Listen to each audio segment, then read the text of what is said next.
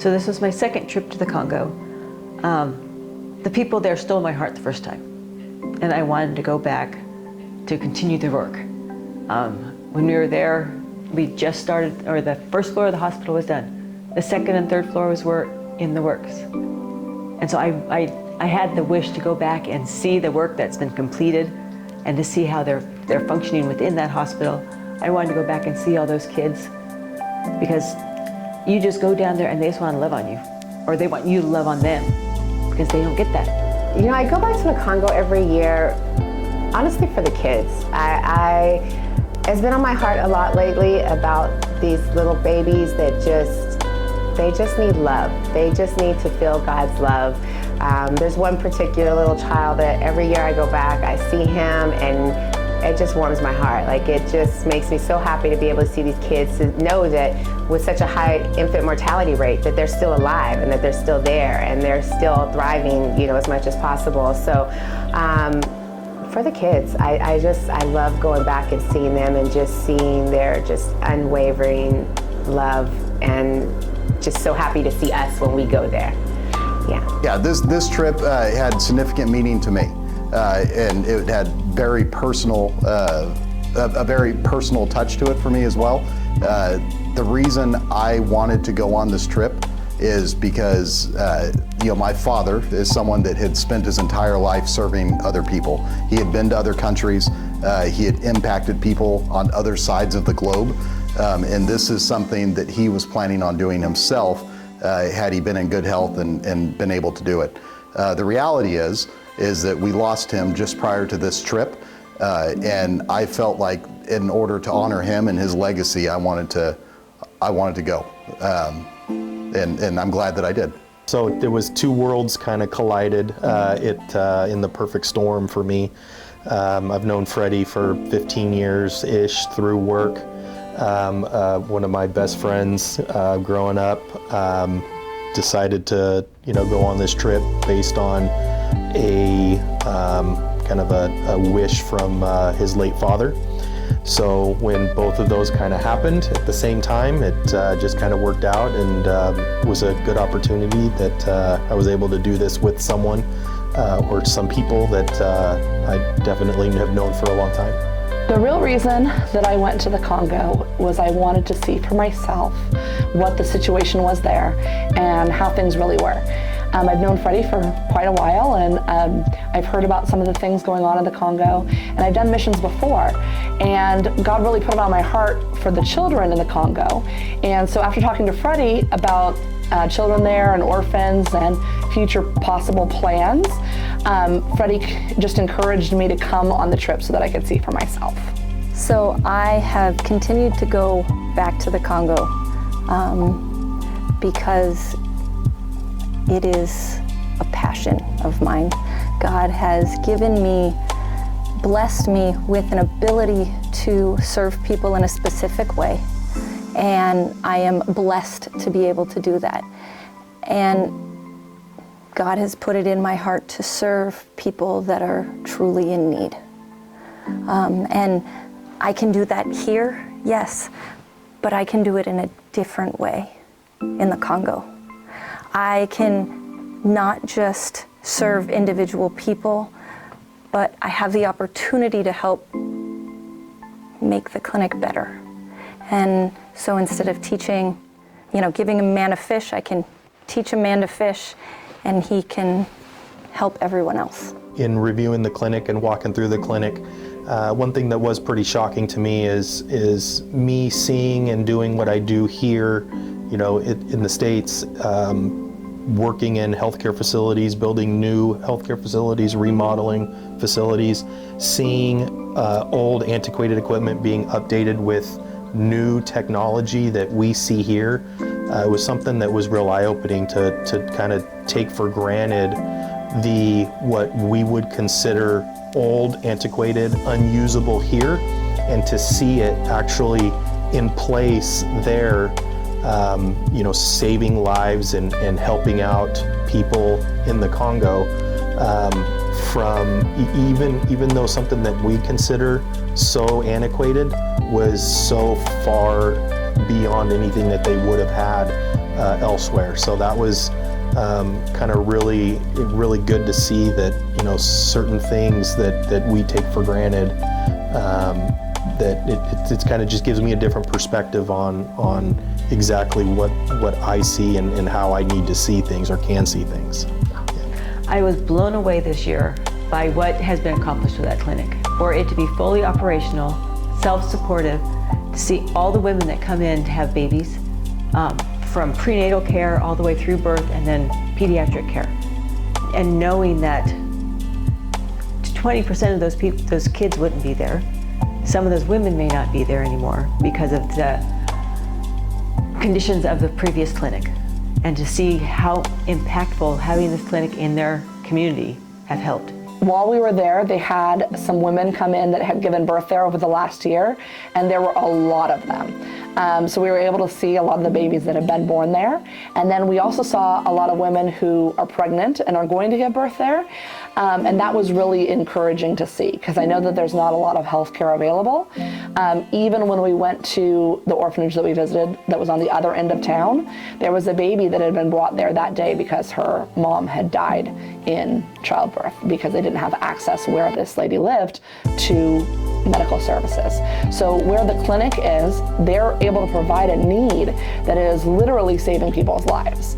That people that may die during childbirth or die in other instances are able to be saved just from things that we really take for granted, things that we think are routine, things that we think are not a big deal. There, people don't have access to those things. So the clinic is able to save lives, literally. And I could also see, you know, as we were talking to the people there and the people that work there, their love for God. And so I know that they're also praying for these people, and they're able to minister to these people while they're helping them in a very tangible way. They're able to also minister to their spirits. You know, as a nurse, I have had the ability to make choices in my career to work in places where I can pray with patients and I can glorify God in those areas. But that's not common in the medical field. That's not common to be able to be a nurse and to say, yay, I get to work someplace where I can pray for my patients. So being able to have that ability in the Congo, in that clinic there, where we are treating the whole person. We are treating them spiritually, emotionally, physically. There's just no way to put that into words, the care that you're providing for people, and being able to pray with somebody in their time of need. That's not something we get to experience a lot in the United States. And so having a place where they can go and know that they're going to be taken care of physically, but they're also going to be prayed over and cared for and fed the Word of God and shown God's love above and beyond.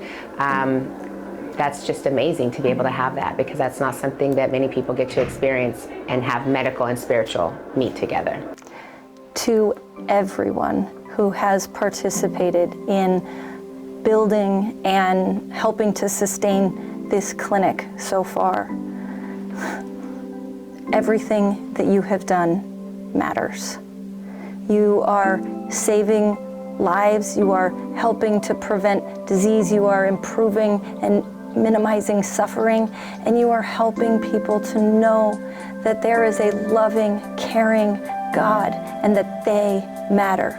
And whether it's a donation of medical stuff, money, your time, or prayers, it all matters.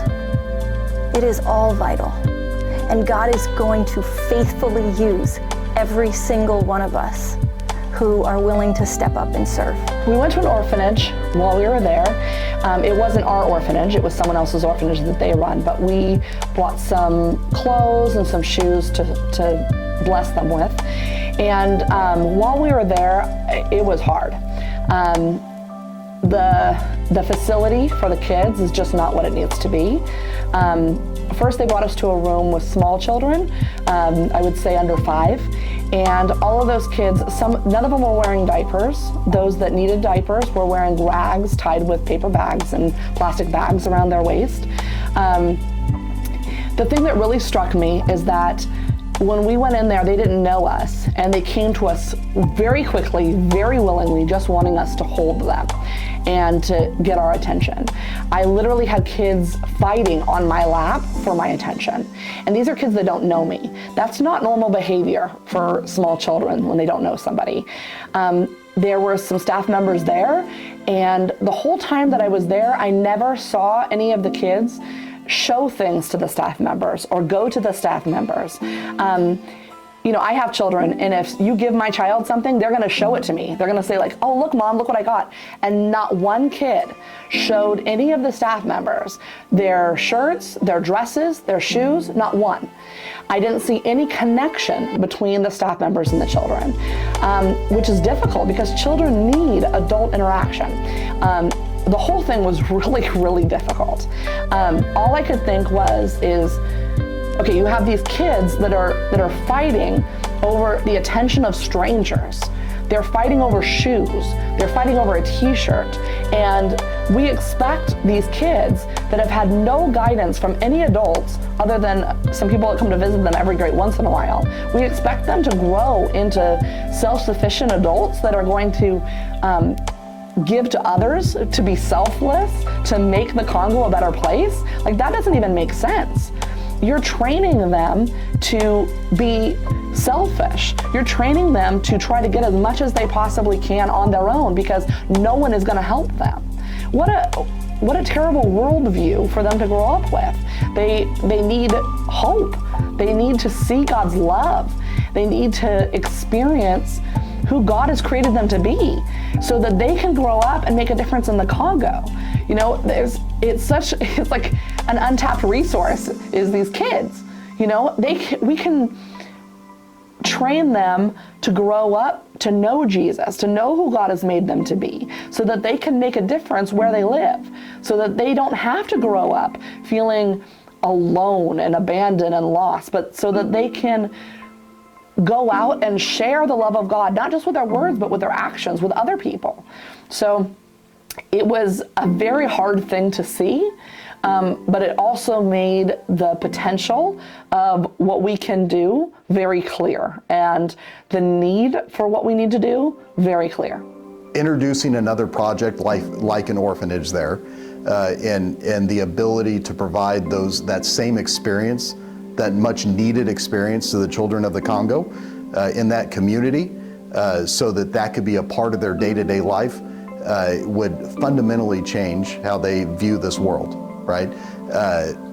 You know, it's unfortunate, but the reality is they're so consumed with surviving day to day that they almost become deaf to what everything else life has to offer. You know, love, right? How does that translate, right? How can you focus on that when you don't know, when you don't even have shoes to wear, right? And understand something, we didn't go there to drop off shoes. We had them, and we absolutely dropped them off, but it was the experience that was more impactful, right? So my question is, what would it be like if we had that experience day to day? The answer is it would be huge for these kids. It's such a young age too. They're impressionable, you know? And when you have kids that change their perspective about life, what does that do to the overall community? When you have people that are willing to express love to one another, something that's so foreign to them in their adult life because they never had it to begin with when they were children.